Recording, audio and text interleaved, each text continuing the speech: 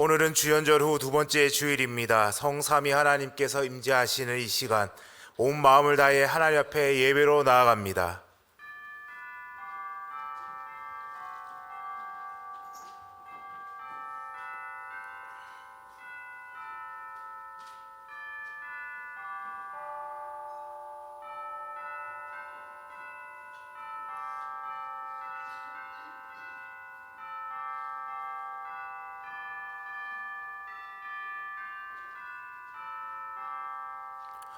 여호와여, 신중에 주와 같은 자가 누구니이까? 주와 같이 거룩함으로 영광스러우며 찬송할 만한 위엄이 있으며 기이한 일을 행하는 자가 누구니이까? 주의 인자하심으로 주께서 구속하신 백성을 인도하시되 주의 힘으로 그들을 주의 거룩한 처소에 들어가게 하시나이다. 아멘.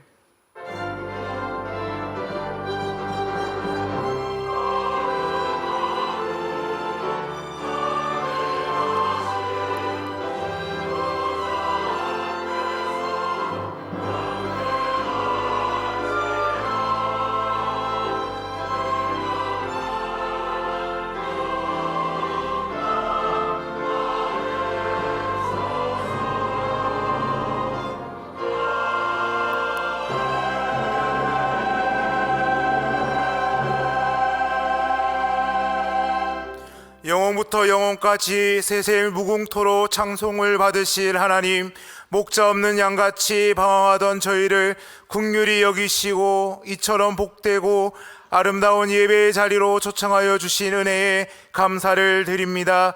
악한 짐승에게 쫓기듯 힘겹게 한 주간을 살았사오니 주님 품에 품으시고 위로하여 주옵소서. 줄이고 지쳤으며 심히 목이 마르오니 은혜의 강가로 인도하여 주시고 푸른 꼴이 풍성한 초장에 눕게 하여 주옵소서. 공허했던 우리의 잔에 주님의 은총을 넘치도록 채워 주옵소서. 길 잃은 한 마리 양을 찾으시는 예수님의 이름으로 기원하옵나이다.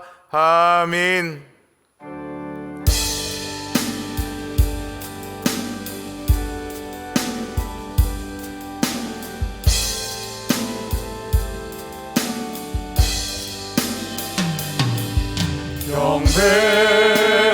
경배하리 주 하나님, 전능하신 주. 경배하리 평화의 왕, 주를 사랑합니다. 찬양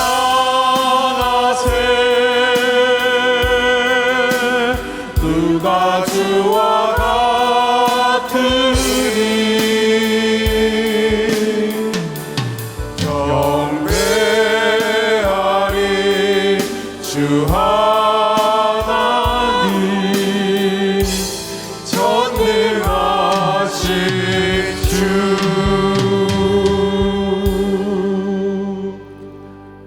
참회의 기도를 드리시겠습니다.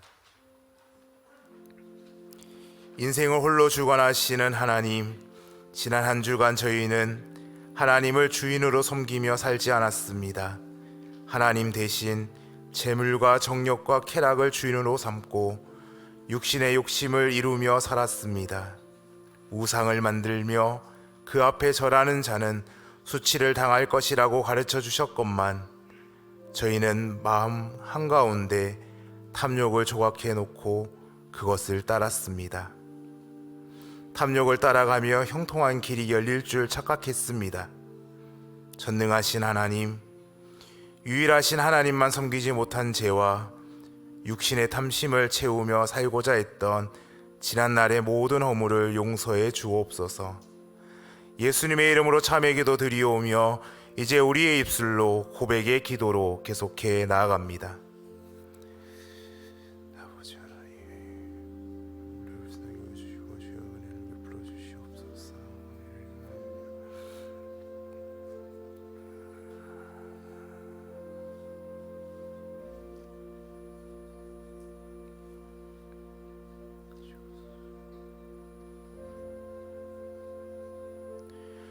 너희가 전에는 백성이 아니더니 이제는 하나님의 백성이요 전에는 긍휼을 얻지 못하였더니 이제는 긍휼을 얻은 자니라. 아멘. 나는 전능하신 아버지 하나님 천지의 창조주를 믿습니다. 나는 그의 유일하신 아들 우리 주 예수 그리스도를 믿습니다. 그는 성령으로 잉태되어 동정녀 마리아에게서 나시고 본디오 빌라도에게 고난을 받아 십자가에 못 박혀 죽으시고 장사된 지 사흘 만에 죽은 자 가운데서 다시 살아나셨으며 하늘을 오르시어 전능하신 아버지 하나님 우편에 앉아 계시다가 거기로부터 살아있는 자와 죽은 자를 심판하러 오십니다. 나는 성령을 믿으며 거룩한 공교회와 성도의 교제와 죄를 용서받는 것과 몸의 부활과 영생을 믿습니다. 아멘.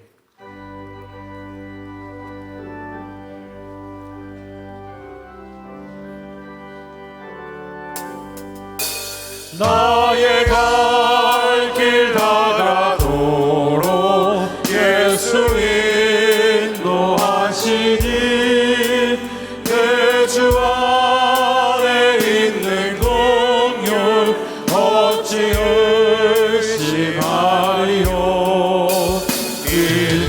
믿음으로 사는 자는 하늘 위로 받겠네. 무슨 일을 만나든지 만사 영통하리라.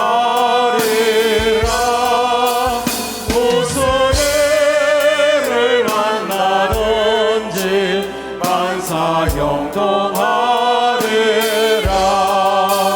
나의 갈 길 다가도록 예수 인도하시니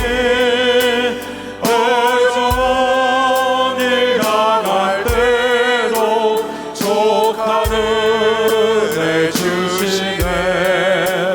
나는 심히 고단하고 영혼 매우 가난하. 나의 앞에 반석에서 샘물 나게 하시네. 나의 앞에 반석에서 샘물 나게 하시네. 나의 갈 다가도록 예수 인도하시니 그의 사랑 어찌 큰지 말로 할 수 없도다.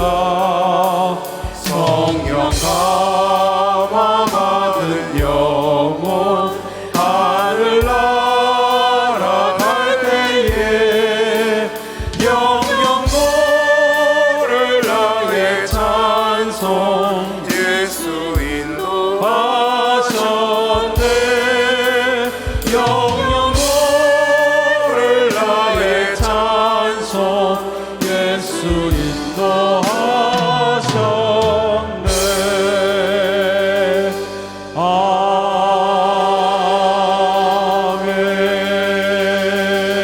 아멘.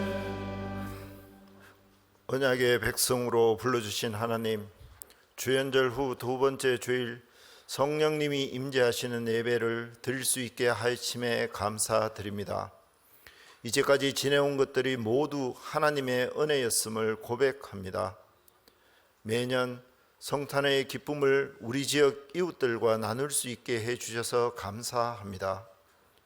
올 한 해는 전쟁과 폭력으로 어지럽고 가난과 상대적 빈곤으로 힘겨워하는 세상에 끌려가는 삶이 아니라 말씀과 기도로 세상을 이끌고 변화시킬 수 있는 생명의 삶을 주시옵소서. 이를 위해 대봉의 각 가정에서 신앙 문화가 바로 서는 한 해가 되게 하옵소서. 주님, 하나님의 표적이 대봉교회의 기적으로 나타남에 감사드립니다. 세상 기준으로는 경제적 가치가 없었던 기도원을 대봉의 청장년이 하나 되어 기도와 땀과 헌신으로 믿음의 후배들이 기도하는 장소로 회복시켜 주시고 새 가족들에게 신앙의 유산으로 재발견되게 해주셔서 감사드립니다. 또 대봉교회에 바울과 같은 선교의 동력자를 주시어 같은 시대에 함께 할 수 있는 기적을 주셔서 감사드립니다. 하나님의 자녀로 선한 영향력을 끼치던 대봉의 젊은 부부가 모든 것을 내려놓고 르완다에서 하나님의 영광을 위해 아픈 이웃을 치료하며 땅의 평화를 실천하고 있음에 감동하고 함께 기도할 수 있는 기회를 주셔서 감사합니다. 선교사와 가족들이 강건하게 주님 함께 해 주옵소서. 새 가족을 통해 먼저 믿는 저희들에게 신앙의 모범이 되는 기적을 주심에 감사드립니다. 새 가족이 하나님의 사랑과 은혜를 감격하여 스스로 봉사를 서원하고 교회의 한 모퉁이 돌이 되어 성전을 쓸고 닦고 눈물로 기도하는 모습에 신앙의 선배들이 감동받게 해주셔서 감사드립니다. 하나님, 이제는 주님의 미세한 음성을 들으며 또 다른 삶 속의 기적을 기다려오니 은혜 내려 주시옵소서. 이를 위해 저희들은 가정신앙 문화 세우기를 통해 말씀과 기도가 풍성한 삶을 준비하게 하옵소서. 주님을 사모하는 어린아이와 같은 마음을 회복하게 하옵소서. 항상 깨어있고 쉬지 말고 기도하며 범사에 감사하게 하옵소서. 대봉의 항존직부터 내려놓고 낮아져서 지금 여기 이대로가 좋사오니 라며 머물러 있는 신앙이 아니라 항상 새 부대에 은혜를 채워 목적이 이끄는 행함의 삶을 살게 하옵소서. 이제껏 살아온 것에 당연한 것 하나도 없고 모든 것이 거저 주신 하나님의 은혜임을 고백하고 또 고백하게 하옵소서. 하나님, 우리나라 교회 공동체를 회복하여 주옵소서. 주일 하루만이라도 세상의 부귀영화와 명예를 쫓는 이야기보다 한 주간 치열했던 신앙인으로서의 삶을 말씀과 중보 기도로 나누는 위로와 회복의 시간들로 가득 차게 하옵소서. 신앙의 선후배들이 함께 우리 이웃의 아픔을 어루만지며 삶 속에 신앙의 문화를 세워나가는 지혜를 얻는 시간이 되게 하옵소서. 나의 나됨은 거저 받은 은혜일 뿐 경건과 절제의 삶을 충실하게 살아가도록 성령님 함께 하옵소서. 이 시간 하나님을 사모하며 부모 형제, 건강, 군복무, 입학과 취업, 결혼 등 많은 기도 제목을 갖고 예배드리는 대봉의 가족들을 어루만져 주옵소서. 강단의 말씀과 시온 찬양대의 찬양과 봉헌이 하늘에는 영광, 땅에는 평화가 이루어지는 기적의 출발점이 되게 하옵소서. 성령 충만한 은혜의 시간임을 믿으며 예수님 이름으로 기도합니다. 아멘.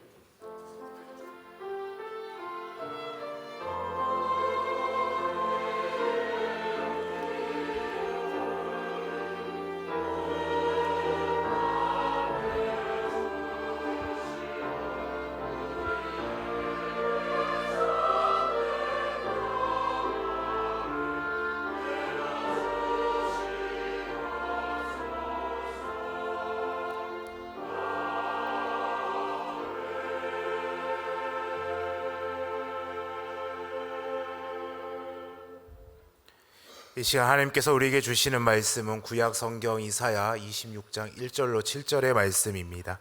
구약 성경 이사야 26장 1절에서 7절의 말씀입니다. 구약 성경 996면에 있습니다. 하나님의 말씀을 봉독할 때에 경청하시기 바랍니다. 그날의 유대 땅에서 이 노래를 부르리라. 우리에게 견고한 성읍이 있음이여 여호와께서 구원을 성벽과 외벽으로 삼으시리로다. 너희는 문들을 열고 신의를 지키는 의로운 나라가 들어오게 할지어다. 주께서 심지가 견고한 자를 평강하고 평강하도록 지키시리니 이는 그가 주를 신뢰함이니이다. 너희는 여호와를 영원히 신뢰하라. 주 여호와는 영원한 반석이심이로다. 높은 데에 거주하는 자를 낮추시며 솟은 성을 헐어 땅에 엎으시되 진토에 미치게 하셨도다. 발이 그것을 밟으리니 곧 빈궁한 자의 발과 공핍한 자의 발걸음이로다. 의인의 길은 정직함이여 정직하신 주께서 의인의 첩경을 평탄하게 하시도다. 아멘. 이 말씀을 통하여 은혜 주실 줄 믿습니다.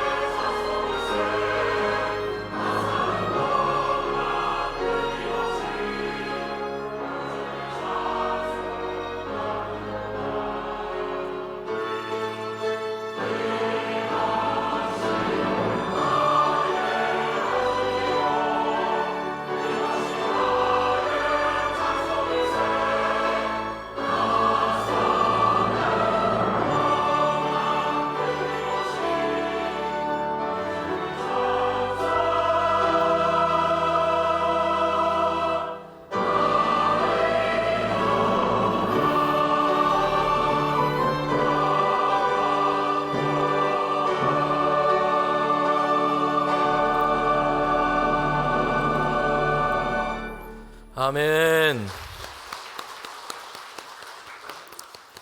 네, 찬양에 감사를 드립니다. 주님의 이름을 높이며 찬양 드립니다. 귀한 찬양 함께 큰 은혜를 받았습니다. 감사합니다. 우리 복된 주일에 하나님을 예배하러 오신 모든 성도님들을 환영합니다. 주님의 크신 은혜가 저와 여러분 가운데 함께 하시기를 바랍니다. 우리 곁에 계신 분과 인사하면 좋겠습니다. 잘 오셨습니다. 축복합니다. 하나님이 주시는 은혜와 기쁨이 늘 함께 하시기를 바랍니다. 우리 하나님 말씀 나누기 전에 오늘부터 해서 다음 주간 한 주간 우리에게 주신 말씀, 주간 말씀과 기도를 우리 읽고 그렇게 설교 말씀을 나누도록 하겠습니다. 창세기 12장 1절 2절 말씀입니다. 함께 읽도록 하겠습니다. 여호와께서 아브라함에게 이르시되 너는 너의 고향과 친척과 아버지 집을 떠나 내가 내게 보여준 땅으로 가라. 내가 너로 큰 민족을 이루고 내게 복을 주어 내 이름을 창대하게 하리니 너는 복이 될지라. 아멘. 밑에 우리 기도도 읽겠습니다. 하나님, 나를 복이 되게 하시니 감사합니다. 주님의 인도하심을 따라 날마다 동행하는 자가 되게 해 주세요. 예수님의 이름으로 기도합니다. 아멘.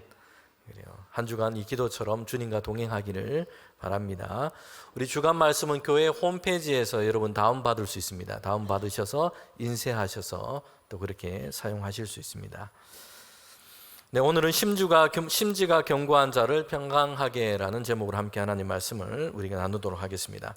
우리가 읽은 이사야 26장을 본문으로 함께 읽었습니다. 그런데 이사야서 24장부터 27장까지 이 말씀을 이렇게 부릅니다. 이사야서의 소묵시록이다, 이렇게 부르기도 합니다. 여러분, 묵시록이라는 말이 우리에게 익숙하지 않을 수 있습니다. 그런데 성경 공부를 해보신 분은 묵시록이라는 말을 이렇게 들어보셨을 겁니다. 이 묵시라는 말은 우리가 성경에 쓰여진 글의 한 가지 형식이기도 합니다. 그런데 이 묵시라는 말은 베일을 벗기다, 감추어진 것을 드러내다 라는 이런 말의 뜻을 가지고 있기도 합니다. 성경은 묵시를 통해서 하나님의 말씀을 우리에게 보여주고 있습니다. 감추어져 있는 것, 장래 하나님께서 계획하시고 이루실 그 일을 우리에게 전하고 있는 것입니다. 특별히 이 묵시는 종말이나 마지막 때에 대한 말씀, 우리 화면을 계속해서 보여주세요. 네. 종말이나 마지막 때에 대한 말씀을 우리에게 그렇게 얘기해 주고 있습니다. 하나님께서 모든 악한 것을 다 무너지게 하시고 결국에는 하나님의 승리를 이루실 것을 얘기를 해 주고 있습니다. 여러분, 이 묵시라고 하는 것은요, 화면이 그 전에 거를 보내주시면 되겠습니다. 네. 묵시라고 하는 것이 내용뿐만 아니라 묵시는 중요한 특징을 한 가지 더 가지고 있습니다. 그것은 상징이나 환상, 비유를 통해서 자주 우리에게 말씀하고 있다는 것입니다. 왜냐하면 이렇게 하나님께서 상징과 환상과 비유를 통해서 하나님의 말씀을 주신 이유가 있습니다. 왜냐하면 그 당시에는 이 묵시의 말씀이 기록되고 증거되었을 그때에는 대적자들과 반대와 핍박이 많았던 이런 시대였기 때문입니다. 우리 역사를 보면 일본 제국주의 식민지 지배 가운데 있었던 그런 때가 있습니다. 고통과 아픔의 그런 시기였습니다. 그때도 독립을 꿈꾸고 소원했던 사람들이 있습니다. 그 염원을 담아서 글을 쓰기도 하고 시를 쓰기도 했습니다. 그 중에 보면 이런 글도 있죠. 빼앗긴 들에도 봄은 온다라는 것입니다. 문자적으로 본다면 이것은요, 계절의 변화, 새로운 봄을 기다리는 것처럼 그렇게 느껴집니다. 그런데 실제로는 이걸 통해 뭘 얘기를 하려고 하는 겁니까? 일제의 냉혹하고 고통스러운 시대는 결국에는 끝날 것이다. 일본 제국주의는 결국은 망할 것이다. 그리고 독립과 해방의 날이 우리에게 올 것이다. 지금 이것을 얘기하고자 하는 것입니다. 묵시라고 하는 글도 이런 특징을 가지고 있는 것입니다. 직접적으로 말을 할 수 없는 암혹한 이 현실 속에 있습니다. 그래서 상징과 은유를 통해서 하나님의 계시의 말씀을 주고 있습니다. 이것을 주의 성도들에게 전하고 있는 것입니다. 성경에서 대표적인 묵시의 글이 있습니다. 2개가 있는데요. 구약에 한 권이 있습니다. 뭘까요? 구약에 다니엘서. 그리고 신약에 또 한 권이 있습니다. 신약에서는 요한계시록. 요한계시록이 묵시의 글입니다. 여러분, 요한계시록의 경우는 로마의 박해와 압제 아래에 있었습니다. 이런 시대 가운데 성도들에게 하나님께서 계시의 말씀을 주시는데 로마라는 큰 제국 아래서 황제를 숭배하도록 신처럼 만들어버립니다. 황제를 숭배하지 않고 있던 하나님을 섬기고 그리고 예수님을 구주로 고백하고 있는 기독교인들은 박해를 당하고 있습니다. 처형을 당하거나 맹수의 우리에 던져지기도 했습니다. 이런 시대 속에서 하나님은 계시의 말씀을 전하여 주십니다. 로마의 이런 난폭한 압제, 이 폭력은 장래에는 결국에는 다 끝나게 될 것이다. 하나님께서 그들을 심판하실 것이다. 하나님은 주의 성도들에게 승리를 주실 것이다. 하나님의 나라가 오게 하실 것이다 라는 것입니다. 여러분, 그런데 이것을 그냥 그대로 적어서 전한다면 로마에 의해서 큰 해를 당하게 될 것입니다. 그래서 상징과 은유로 그 내용을 담아서 전하고 있는 것입니다. 우리는 묵시로 기록된 이 성경을 이해하고 해석하는 것은요, 한편에서는 어렵기도 합니다. 이단들도 이런 성경들을 비밀스럽게 얘기하고 좀 각색해서 자기식으로 그렇게 사람들의 관심을 끌도록 해석하기도 합니다. 그래서 이 사람들을 잘못된 신앙으로 그렇게 이끌어가 버리기도 합니다. 묵시에 나오는 상징들은요, 오늘 무엇이다, 오늘 누구이다, 오늘 어떤 인물이다, 오늘 어떤 사건이다, 이렇게 끼워 맞추시기 식으로 성경의 말씀을 해석해서는 안 된다는 것이요. 묵시의 말씀은 근본적으로 이 묵시의 이 말씀이 우리에게 말씀하고자 하는 그 주제, 이것을 우리가 바라봐야 합니다. 묵시를 통해서 드러내고자 하는 가장 큰 주제가 뭔가, 여기에 우리의 초점이 딱 맞춰져 있어야 한다는 것입니다. 여기에서 벗어나지 않도록 해야 합니다. 그래야지 길을 잃지 않고 방향을 잃지 않게 됩니다. 자, 그러면 성경에서 묵시가 전하는 것이 뭘까요? 장래에 하나님의 계획이 반드시 드러나게 된다는 것입니다. 하나님께서는 모든 악한 것을 다 무너지게 하신다. 그리고 하나님은 신실하게 하나님을 의지하는 자를 구원하시고 하나님의 승리를 이루신다라는 것입니다. 이것을 묵시를 통해서 우리에게 증거하여 계시하시는 것입니다. 이 신앙의 고백을 우리에게 열어주시는 것입니다. 이 믿음을 가지고 살아가도록 말씀해 주시는 것입니다. 지금은 아직 악한 나라와 권세가 세상을 지배하고 있는 것처럼 보입니다. 지금은 여전히 불의하고 악함이 힘을 가지고 있고 세상을 고통스럽게 하고 있습니다. 하나님이 말씀하신 정의와 정직함을 가지고 살고 하나님을 섬기고 하나님을 신실하게 붙들고 있는 이들은 오히려 환난을 당하고 있고 시련을 당하고 있습니다. 그런데 말씀으로 하시는 것이죠. 결국에는 장래에는 역전이 될 것이다. 하나님께서 역전시키신다. 악과 불의와 이것을 행하고 있는 권세와 나라는 심판을 받을 것이다. 하나님은 모든 것을 다 바로 잡으신다. 신실한 이들을 구원하신다. 하나님의 영광과 승리를 이루실 것이다. 여러분, 이것을 우리에게 말씀해 주고 있는 것입니다. 그래서 이렇게 묵시를 통해서 예언의 말씀을 주시는 이유가 있습니다. 묵시에 보면요, 재난, 재앙에 대한 그런 말씀도 있어요. 그러나 두려움을 주기 위해서가 아닙니다. 결국에는 하나님께서 하나님의 의를 이루신다, 하나님의 승리를 이루신다라는 것을 말씀해 주고 있습니다. 두려움이 아니라 주의 성도들에게 소망을 주기 위해서입니다. 결론은 이미 정해져 있습니다. 그것은 하나님의 승리입니다. 그러니 소망 가운데서 인내해라, 하나님을 신뢰해라, 포기하지 말고 끝까지 신실해라 라고 말씀하고 있습니다. 아직은 어둠 속에 있고 어려움 속에 있더라도 하나님의 그 날은 반드시 올 테니까 오늘 다시 믿음으로 살아갈 것을, 그리고 오늘 다시 하나님의 말씀 신실하심으로 살아갈 것을 우리에게 얘기해 주고 있는 것입니다. 자, 이사야서의 묵시로군요, 우리에게 아주 오래된 하나님의 계획을 말씀해 주고 있습니다. 하나님의 오래된 계획이 뭔가에 대해서 얘기해 주고 있습니다. 2026년 이제 새해가 됐고요. 이제 한 2주, 3주 이렇게 지나가고 있습니다. 새해가 되면 사람들은 새로운 결심을 하고요, 새로운 계획을 세우기도 합니다. 아마 저와 여러분도 새로운 계획, 새로운 결심을 다 세우시고 이 한 해를 새롭게 시작하셨을 것입니다. 여러분에게는 어떤 새로운 계획을 가지고 계십니까? 성도 중에 남편이 이런 결심을 계획했습니다. 그리고 아내에게 단단한 각오를 이렇게 얘기해 주고 있습니다. 나는 올해 정말 성경 일독을 꼭 하겠다. 아마 여기 계신 분 중에도 이런 새로운 결심을 하신 분도 계실 겁니다. 사실 이건 몇 년째 하고 있는 결심이었습니다. 사실 새로운 계획이 아니었다는 것입니다. 그런데도 아내가 남편을 격려해 주고 있습니다. 새로운 한 해가 시작돼서 이제 2주, 3주가 지났는데, 야, 내가 원래 성경 일독을 꼭 하겠다라고 하니까 아내가 남편을 이제 격려해 주는 것이죠. 아, 참 좋은 계획이네요. 2주가 지났는데 지금 성경 어디를 읽고 있나요? 이렇게 물어봤습니다. 그러자 남편이 이렇게 대답을 합니다. 아, 지금은 성경책 구입하는 걸 계획하고 있다고. 2주가 지났는데 그냥 읽은 성경, 가지고 계신 성경으로 읽으면 되는데 성경책을 구입할 계획부터 지금 하고 있습니다. 이렇게 하다가 시간이 그냥 지나가 버리는 것입니다.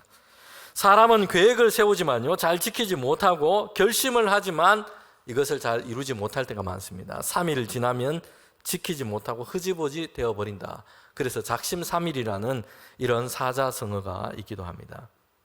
어떤 초등학생이 문제에 이렇게 답을 했습니다.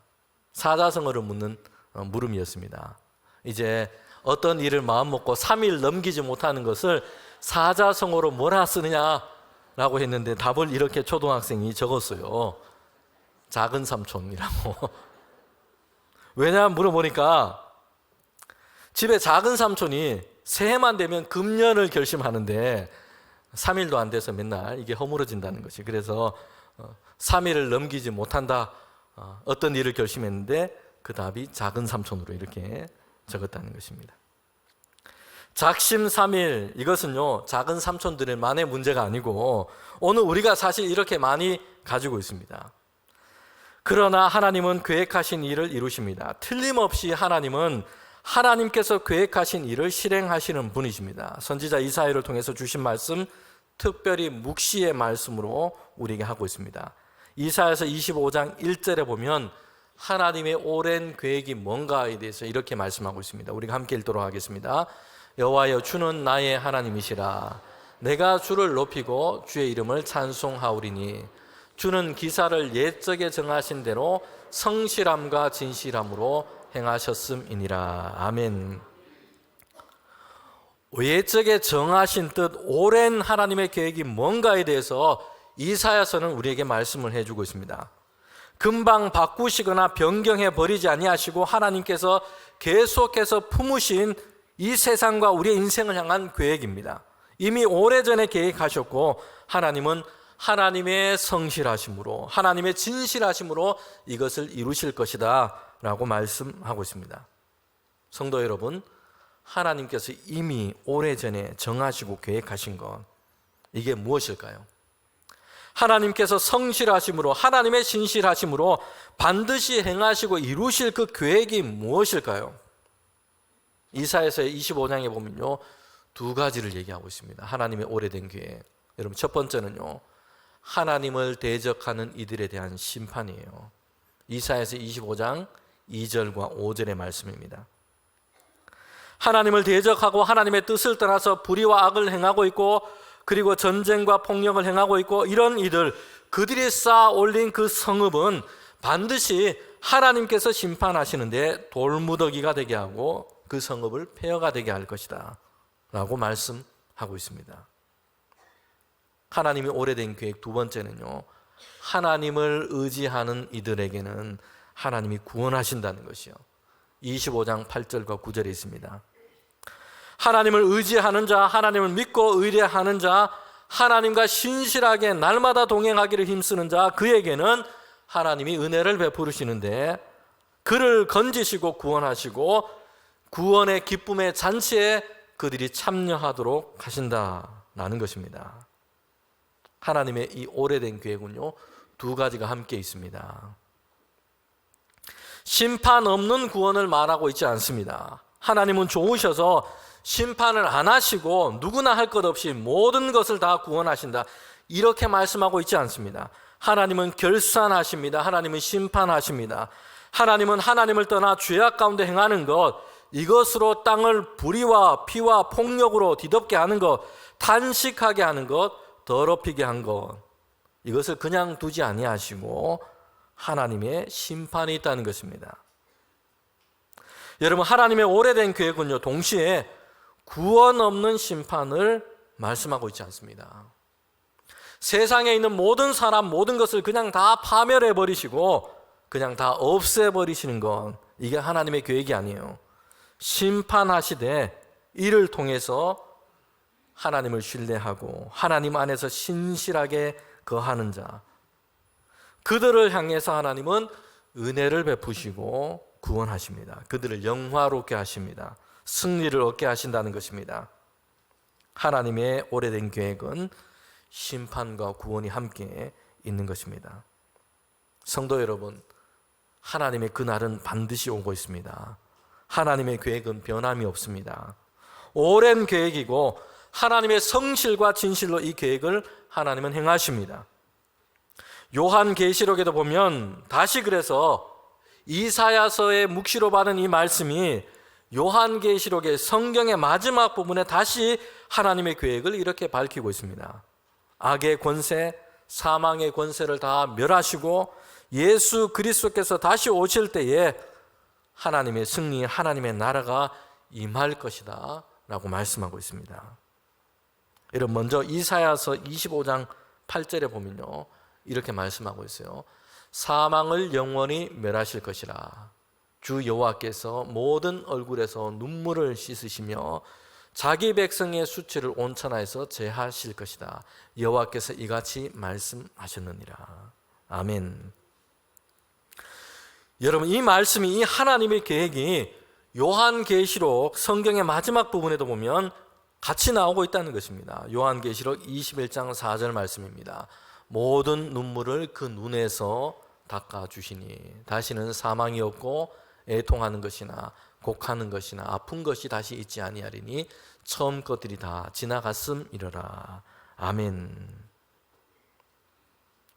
주의 성도들의 눈물을 닦아주시고 다시는 고통이나 아픔이나 사망이 없는 것, 이 하나님의 평강과 하나님의 나라를 이루신다라고 말씀하고 있습니다.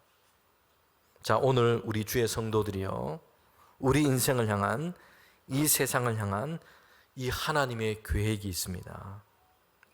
하나님을 떠나서 살고 불의와 악을 행하고 있고 죄악의 길, 오만한 자리에 앉고 그렇게 하고 있다면 이런 일을 도모하고 있는 나라와 권세는 하나님의 심판 아래 서게 될 것입니다. 이것은 하나님의 오래된 계획, 하나님이 정하신 계획입니다. 하나님이 정하신 그날에 황폐하게 될 것입니다. 무너지게 될 것입니다. 그들은 수치를 당하게 될 것입니다. 그들의 노래는 그치게 될 것입니다. 영원한 어둠으로 들어가고 말 것입니다. 그러나 하나님을 신뢰하는 자, 하나님의 백성으로 살기를 힘쓰는 자들이 있습니다. 믿음으로 살기 위해서, 하나님의 의를 따라서 살기 위해서 고난을 당하고 시련을 당하기도 했습니다. 그런데 하나님의 오랜 계획이 뭡니까? 하나님은 그들을 건져 주십니다. 그들의 눈물을 씻으십니다. 그들을 영광스럽게 여기십니다. 그들을 즐거움의 잔치에, 영원한 생명의 잔치에 참여하게 하시는 것입니다. 자, 오늘 우리가 읽은 이사야서 26장은요, 그날에 부를 노래가 뭔가에 대해서 말하고 있습니다. 여러분, 이사야 이 말씀은요, 하나님의 그날에 올 때에 주의 백성들이 부를 노래가 뭔가에 대해서 얘기하고 있습니다. 여러분, 그러나 이사야서 이 말씀은요, 먼 장래에 있을 일, 막연한 그때 있을, 장래에 있을 어떤 일에 대한 예보를 얘기하고 있는 게 아닙니다. 이사야서 이 말씀은요, 지금 이 말씀을 듣고 이 말씀을 전하는 자가 지금 오늘 마음을 정할 것을 얘기하고 있습니다. 결단할 것을 얘기하고 있어요. 그리고 지금 오늘 주의 백성들이 이 노래를, 이 찬양을 부를 것을, 이 믿음을 가지고 살아갈 것을 얘기하고 있는 것입니다. 이사야서 26장 1절 말씀인데요, 함께 읽도록 하겠습니다. 그날에 유다 땅에서 이 노래를 부르리라. 우리에게 견고한 성읍이 있으며 여호와께서 구원을 성벽과 외벽으로 삼으시리로다. 아멘. 하나님의 이 오래된 계획 안에서 성도가 부르는 노래가 있습니다. 그것은 하나님이 구원이시다라고 믿음으로 노래할 것을 얘기하고 있습니다. 하나님께서 구원하심을 이루실 것입니다. 사람들이 쌓아 올린 성벽이 아니라 이것이 구원이 될 수 없습니다. 주변에 강한 나라나 군사의 힘이 구원이 될 수가 없습니다. 하나님께서 그의 백성을 구원하신다. 하나님께서 구원을 이루신다라는 것이에요. 여러분, 세계 역사 가운데 큰 제국을 이루었던 왕이 있습니다. 알렉산더 대왕인데요, 그는 젊은 나이에 아주 큰 영토를 이루었습니다. 33세 젊은 나이에 세계를 정복했던 이런 왕이었습니다. 그런데 알렉산더는 젊은 나이에 죽음을 맞게 됩니다. 여러분, 일화에 따르면 지혜로웠던 알렉산더 왕은요, 부하 장군들에게 세 가지 특별한 명령을 내리게 됩니다. 죽음을 앞두고 내린 명령이었습니다. 첫 번째는 자신의 이 관, 죽어서 그렇게 누인 그 관을 최고의 의사들이 직접 운반하도록 그렇게 명령했습니다. 죽음 앞에서는 세상에 가장 뛰어난 의사라도 아무런 힘이 없음을 보여주기 위해서였습니다. 두 번째는요, 장지로 가는 길에 그가 모은 금은보화를 다 이렇게 뿌리라라는 것이었어요. 세상에서 모은 재물은 결국 세상에 남겨두고 떠날 뿐이라는 것입니다. 이걸 알려주기 위한 것입니다. 세 번째는요, 자신의 두 손을 이제 간 밖으로 내어놓아서 사람들이 이걸 보게 하라라는 것이었습니다. 천하를 손에 쥐었던 이 정복자조차도 빈손으로 아무것도 가지고 가지 못한다는 것을 보여주기 위한 것입니다. 여러분, 알렉산더 대왕은요, 많은 것을 가졌습니다. 그런데 그가 가진 것 중에 그 어떤 것도 죽음과 사망으로부터 그를 구원해 줄 수 없었다는 것이요. 여러분, 다윗은요, 시편 62편 1절에 이렇게 찬양하고 노래하고 있습니다. 우리가 함께 읽겠습니다. 나의 영혼이 잠잠히 하나님만 바라며 나의 구원이 그에게서 나오는도다. 아멘. 여러분, 다윗은 이렇게 시편으로 하나님께 노래하고 있습니다. 나의 영혼이 잠잠히 하나님만 바라며 나의 구원은 하나님께로만 나옵니다. 이 시편의 이 기도는 다윗의 인생 가운데 정말 최악의 가장 어려웠던 그 시간에 다윗은 이 시편으로 하나님을 찾고 있다는 것입니다. 아들에게 배신을 당했어요. 왕위를 노리고 있던 아들 압살롬은 신하들과 함께 반란을 일으키게 됩니다. 다윗은 급하게 한밤중에 그냥 도망을 가게 되는 이런 신세, 이런 어려운 상황에 놓이게 된 것입니다. 가장 믿었던 아들, 가장 사랑했던 아들이 신하들과 자신을 배신하고 왕위에서 몰아내는 이런 배반을 하게 된 것입니다. 절망적인 상황, 고통의 상황에 놓이게 된 것입니다. 큰 나라를 이룩했고 위대한 왕이라 칭송받았던 다윗이었습니다. 그러나 그의 인생도 큰 파도에 흔들릴 수밖에 없는 것입니다. 그 역시 연약한 존재일 뿐입니다. 다윗은 그때 사람을 의지하지 않고 오직 하나님을 바라며 하나님을 찾고 있습니다. 다윗이 믿고 의지하고 있는 것은 하나님의 손길, 변함없으신 하나님의 은혜인 것입니다. 여러분, 시편 62편 2절과 6절에 반복해서 이렇게 얘기하고 있습니다. 우리가 함께 읽겠습니다. 오직 하나님만이 나의 반석이시요 나의 구원이시요 나의 요새이시니 내가 크게 흔들리지 아니하리로다. 아멘. 삶을 흔드는 이 상황 속에서 다윗이 나는 흔들리지 아니하리로다 이렇게 말하고 있습니다. 왜냐하면 반석 대신 하나님 안에 그가 있기 때문입니다. 하나님을 바라보고 있기 때문입니다. 이사야서 26장 3절 말씀입니다. 오늘 주제 말씀이기도 한데요. 우리가 함께 읽도록 하겠습니다. 주께서 심지가 견고한 자를 평강하게 하시고 평강하도록 지키시리니 이는 그가 주를 신뢰함이라. 아멘. 하나님의 오래된 계획 아래서 성도가 부를 노래가 있습니다. 그것은 심지가 견고한 자를 하나님께서는 평강하게 하신다라는 것입니다. 심지가 견고하다라고 했는데 여기서 심지는요, 마음의 태도, 생각을 뜻합니다. 이것이 견고한 사람, 고정되어 있는 사람, 확고해서 흔들리지 않는 사람, 이런 사람을 하나님은 평강하게 하신다는 것입니다. 우리가 바다에 떠 있는 이 배를 보면요, 파도가 치고 막 물결이 거친데 배가 그 자리에 자리를 지키고 잘 정박해 있습니다. 왜냐하면 무거운 닻을 바다 깊숙이 그렇게 내리고 있기 때문입니다. 그러니 파도나 조류에 휩쓸리지 않고 거기에 서 있는 것입니다. 시편 1편에 보면 복 있는 사람과 그렇지 못한 사람을 비교해 놓고 있습니다. 그 차이가 뭔가, 그 기준이 뭔가 명확하게 우리에게 얘기해 주고 있습니다. 복 있는 사람과 그렇지 못한 사람의 모습입니다. 이 기준이 우리에게 중요합니다. 앞서 초등학생의 답안지, 기발한 답안지를 우리가 하나 봤습니다. 또 한 가지가 있는데요. 선생님이 이렇게 문제를 냈습니다. 여러 위인들을 내고 이 위인들을 보고는 좀 하나의 기준을 세워서 이렇게 좀 구분을 지어봐라 라는 문제였습니다. 나만의 기준으로 이 위인들을 좀 이렇게 구분해봐라, 분류를 해봐라 라는 문제였어요. 아마도 선생님은 이 문제를 보고 학생들이 이 위인들이 행했던 그 일, 뭐 이런 걸 보고 이렇게 구분하는 거, 이런 걸 원했을 겁니다. 여러분, 그런데 초등학생이 이렇게 답을 했어요. 위인들의 이렇게 그림이 있는데 초등학생은 이렇게, 이 학생은 이렇게 구분을 했습니다. 머리에 뭔가 쓰고 있냐 안 쓰고 있느냐. 사진을 보고는 이렇게 구분했습니다. 나의 기준은 헬멧을 썼느냐, 헬멧을 쓴 사람, 안 쓴 사람 이렇게 해서 구분했다는 것이요. 아마 선생님이 답지를 보고 고민이 많았을 것 같아요. 그런데 이거 선생님께서 이렇게 옆에다가 설명을 적어 주었습니다. 아주 명확한 기준이네 이렇게 해 주었습니다.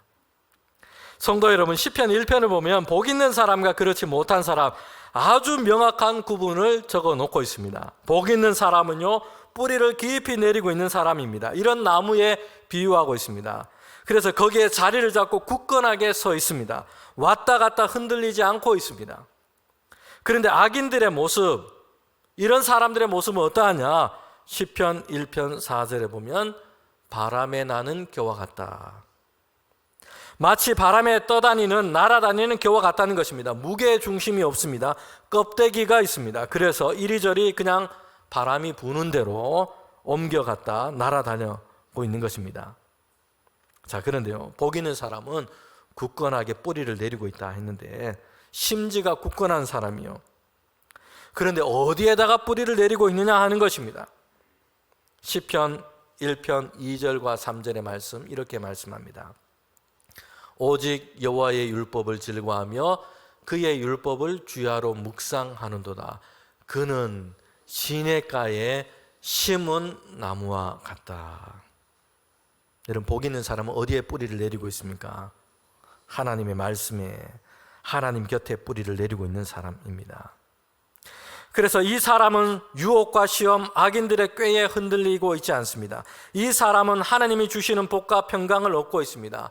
하나님의 말씀에, 하나님 곁에 깊이 뿌리를 내리고 있는 것입니다. 그래서 마르지 않고 시들지 않는 시냇가에 심은 나무처럼 하나님의 복을 얻고 있다는 것입니다.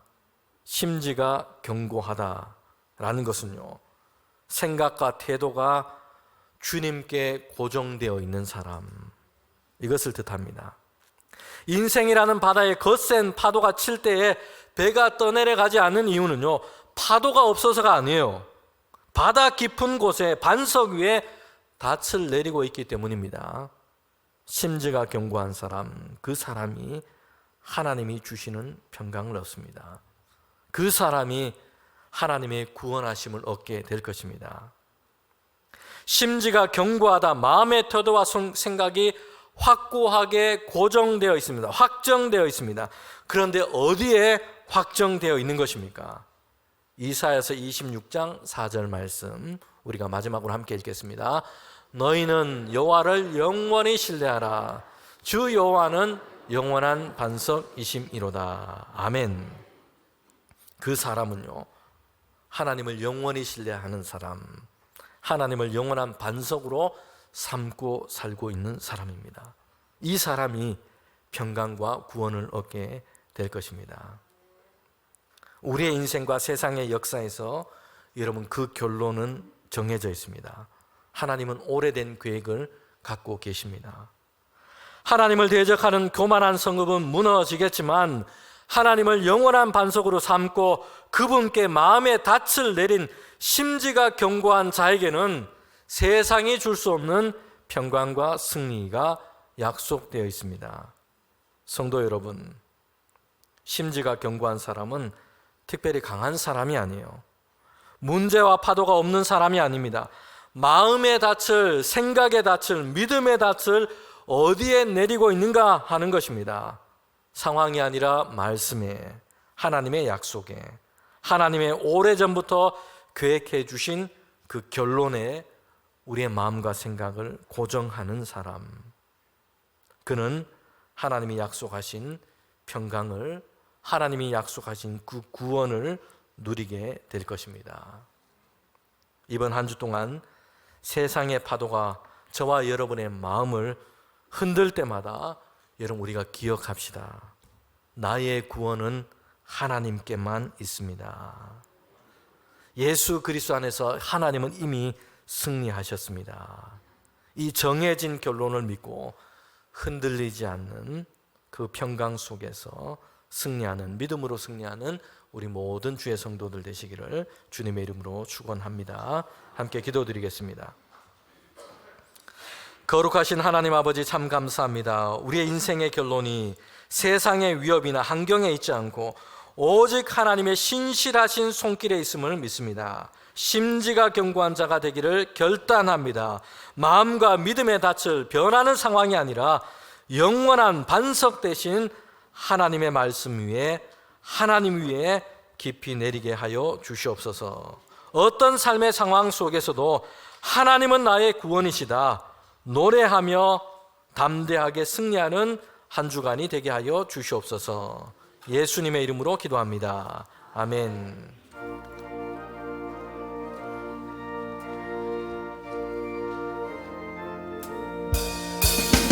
주님 약속하신 말씀 위에서 영원토록 주를 찬송하리라. 소리 높여 주께 영광 돌리며 약속 믿고 굳게 서리라. 굳게 서리 영원하신 말씀 위에 굳게 서리 굳게 서리 그 말씀 위에 굳게 서리라.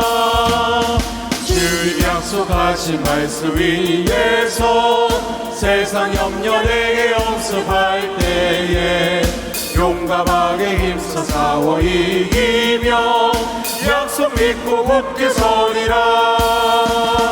굳게 서리 영원하신 말씀 위에 굳게 서리 굳게 서리 그 말씀 위에 굳게 서리라. 주님 약속하신 말씀 위에서 영원하신 주의 사랑이 믿고 성령으로 힘써 싸워 이기며 약속 믿고 굳게 서리라. 굳게 서리 영원하신 말씀 위에 굳게 서리 굳게 서리 그 말씀 위에 굳게 서리라. 주님 약속하신 말씀 위에서 성령 인도하는 대로 행하며 주님 품에 항상 안식 얻으며 약속 믿고 굳게 서리라. 굳게 서리 영원하신 말씀 위에 굳게 서리 굳게 서리 그 말씀 위에 굳게 서리라.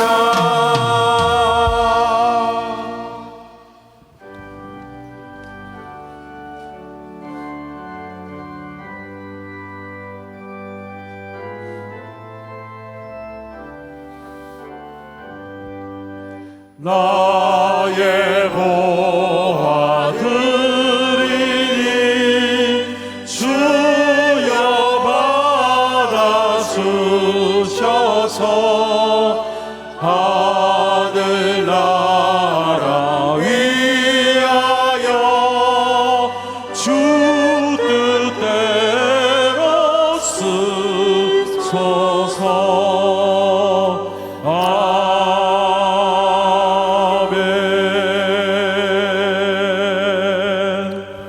사랑의 하나님 아버지 참 감사합니다. 우리 성도들이 주님을 예배하며 귀한 예물을 하나님께 올려드립니다. 우리에게 주신 것 감사함으로 구별하여 드리는 그 손길을 주님 기억하여 주시옵소서. 하나님 예물을 드리며 우리 성도들 가운데 마음의 간구와 기도의 소원이 있습니다. 주님의 신실하심으로 우리 성도들의 세밀한 기도 가운데 하나님 응답하여 주시옵소서. 하나님의 뜻하심 속에서 주님 우리의 삶이 회복되게 하시고 강건하게 하시고 주님의 은혜를 더하여 주시옵소서. 우리 성도들의 가정이 날마다 주님과 동행하기를 원합니다. 믿음 위에 세워진 가정 되게 하여 주시옵소서. 하나님의 말씀과 하나님 반석 대신 하나님께 깊이 뿌리를 내리고 거기에 세워진 가정들이 다 되게 하여 주시옵소서. 그래서 시절을 쫓아서 우리에게 주시는 날마다 풍성한 결실을 얻는 우리 성도들의 가정 되게 하여 주시옵소서. 하나님 예물이 사용될 때에 주님의 뜻 가운데 사용되게 하셔서 하나님의 나라를 위하여 또한 주님이 세상 가운데 그리스도의 사랑과 그 은혜와 복음을 증거하는 일에 쓰이게 하여 주시옵소서. 예수님의 이름으로 기도합니다. 아멘.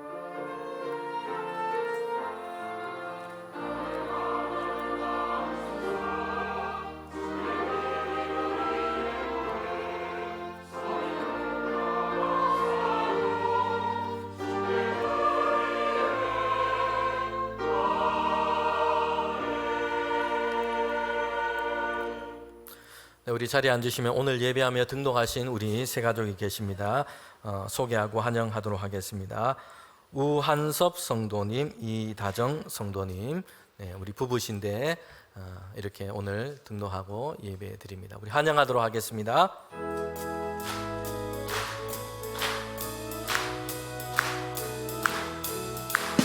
환영합니다.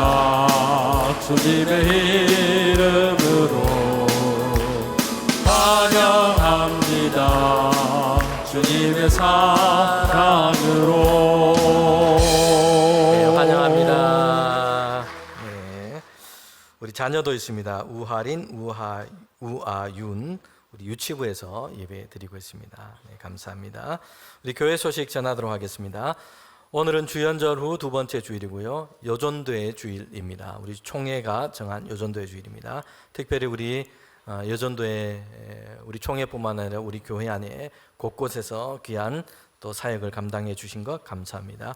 찬양 예배는 여전도의 연합 헌신 예배로 예배 드립니다. 그리고 오늘 찬양 예배 중에는 성혼 예식이 있습니다. 신랑 최민혁 군, 신부 김수연 양 이렇게 성혼 예식이 있습니다. 여러분 올해부터 우리가 교회에서 좀 이렇게 하고자 합니다. 요즘 우리 시대적인 어떤 분위기가 결혼식을 예배로 이렇게 드리지 않는 우리 이런 또 가정들도 많은 것 같습니다. 그래서 이렇게 하지 말고 이렇게 해서는 안 되고 가장 좋은 거는 우리 결혼 예식을 예배로 드리는 거고 그렇지 못하더라도 결혼식 전에 일주일 전에 우리 교회에 오후 찬양 예배 때 우리 신랑 신부 와서 함께 기도하고 성혼 서약을 하고 성혼 예식으로 먼저 하나님께 우리 서약을 하고 그렇게 가정과 부부가 출발하면 좋겠다 하는 것입니다. 신앙을 세워가는 출발입니다. 그렇게 우리 성도들의 가정에서 함께 힘써 주시기를 바랍니다.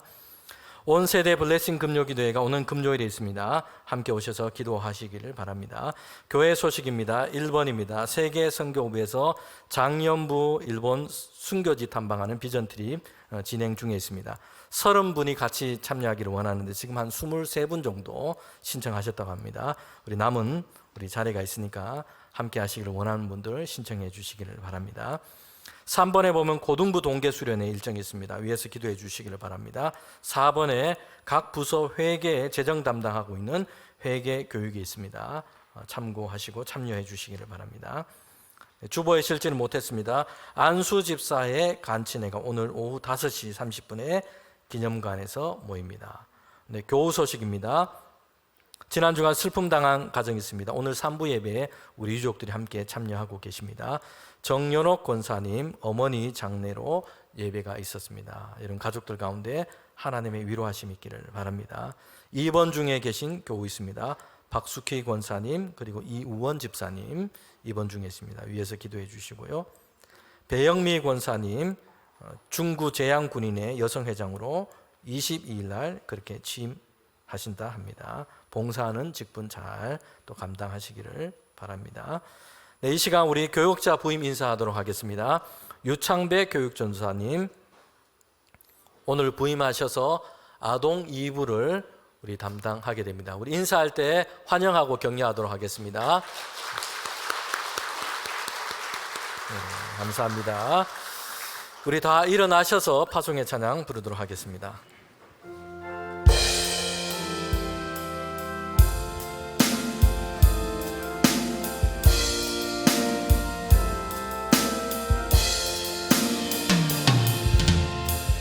세상은 들리고 사람들은 변하여도 나는 주를 섬기네.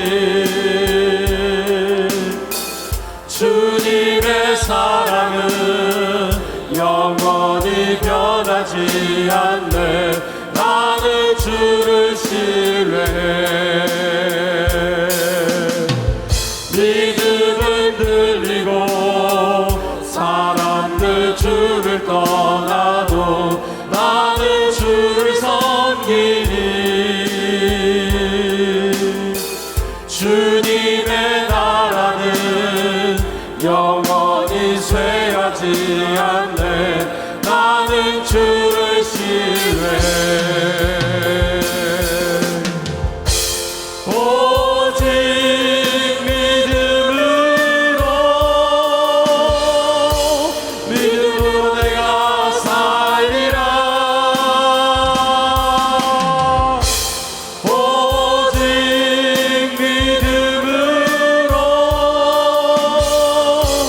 믿음으로 내가 살리라. 오직 의인은 믿음으로 말미암아 살리라. 오직 의인은 믿음으로 말미암아 살리라.